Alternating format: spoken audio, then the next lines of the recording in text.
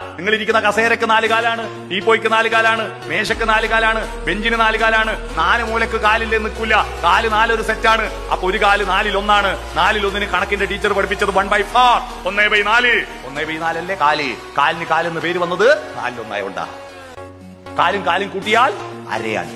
ഇതാ എന്റെ ഒരു കാല് പ്ലസ് മറ്റേ കാല് സമയം ഇതല്ലേ അര. 2 കാല് കൂട്ടുന്ന കൊണ്ടാണ് അരയായത്. വാക്കുകൾ വന്നതിനൊരു കാരണമുണ്ട്. എന്റെ നാട്ടിൽ ഈ സാധനത്തിന് പറയാ ബറതാങ്ങി എന്നാ. ബറതാങ്ങി പ്രസംഗിക്കുന്ന ആൾക്ക് വിറക്കുന്നുണ്ടെങ്കിൽ താങ്ങി പിടിക്കുന്നത് കൊണ്ട് ബറതാങ്ങി. ഈ ഹാളിന്റെ ചുമരിന് ചുമരെന്ന് പേര് വരാൻ കാരണമുണ്ട്. വെറുതെ ഒരു ചുമർ എന്ന വാക്കുണ്ടായതല്ല. മേൽക്കൂരിയെ ചുമന്ന് നിൽക്കുന്നതാണ് ചുമര്.